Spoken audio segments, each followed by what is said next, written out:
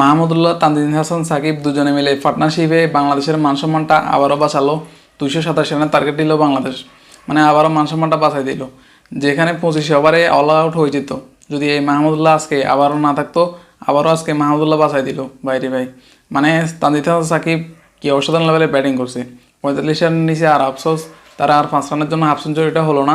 মাহমুদুল্লাহর সাথে দুর্দান্ত লেভেলের একটা পার্টনারশিপ, 99 রানের পার্টনারশিপ খেলছে দুজনে মিলে। এই পার্টনারশিপে বাংলাদেশের মানসম্মানটা বাড়ছে, 227 রানে এখন ইনিংস দাঁড়াইছে। না হলে 150 রানের ইনিংসও হতো না। যা অবস্থা ছিল শুরুতেই, ব্যাটিং যা লেভেলের খেলছে, যেভাবে খেললো, একের পর এক উইকেট আসা যাচ্ছে। এই তানজিদ হাসান, সাকিব কি অসাধারণ ব্যাটিং করছে। সে যদি মাহমুদুল্লাহ রিয়াদের সাথে মানে পার্টনারশিপটা খেলতে না পারতো, তাহলে এত দূর আগানো অনেক কষ্ট হয়ে যেত। তো দুজনে মিলে দারুণ লেভেলের একটা ইনিংস খেললো, এরপরে তাদের পার্টনারশিপ ভাঙলো। তো তানজিদ হাসান, সাকিবের আফসোস হাফ সেঞ্চুরিটা হলো না। তো কথা হচ্ছে, মেহেদী হাসান মিরাজ ক্যাপ্টেন কী করলো আজকে। মানে ইজি একটা বল সে খেলতে গিয়ে পিছনে বল কীভাবে ছেড়ে দিতে হয়, সে একজন অভিজ্ঞ প্লেয়ার, সেটা সে বলে গেছে।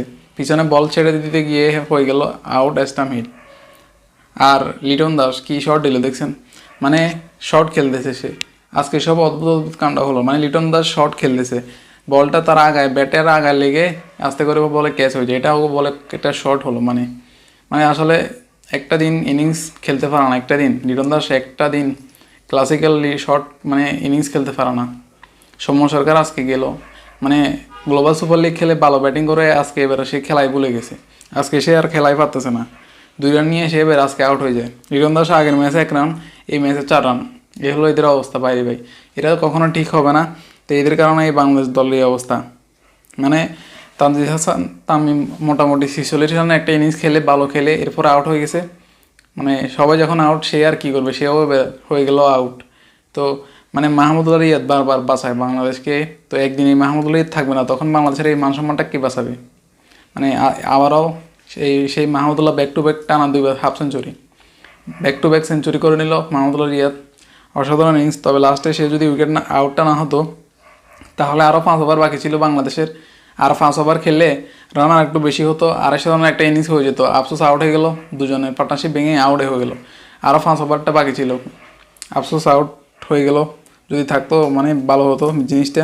আজকে জাকের আলীও ইনিংস বড় করতে পারলো না, 3 রান নিয়ে সে আউট হয়ে গেল। জাকের আলী কী করলো আজকে এটা, মানে সবাই যখন আউট, সে জাকের আলীও আর আজকে ব্যর্থ হয়ে গেল এবার।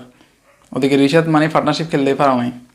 এই হচ্ছে অবস্থা বাংলাদেশের বাইরে ভাই, পুরো বাজে লেভেলের। তো সিরিজ এটা হারবে 100%, জিতার সম্ভাবনা নাই। মানে যদি বোলাররা ভালো বোলিং করতে পারে, যদি যদি বাংলাদেশের ম্যাচটা আজকে মানে ভালো বোলিং যদি করতে পারে, তাহলে তো জিতবে, না হলে শেষ অবস্থা পুরো মারাত্মক। গত ম্যাচে 295 রানের টার্গেট দিয়ে জিততে পারা নাই, আজকে কীভাবে জিতবে, এটা তো ইম্পসিবল। হেরে যাবে বাংলাদেশ, আফসোস। মানে যতদিন ব্যাটিং ঠিক হবে না, এই ক্লাসিক্যাল লিটনের যতদিন ব্যাটে রান আসবেন, ততদিন ঠিক হবে না বাংলাদেশ।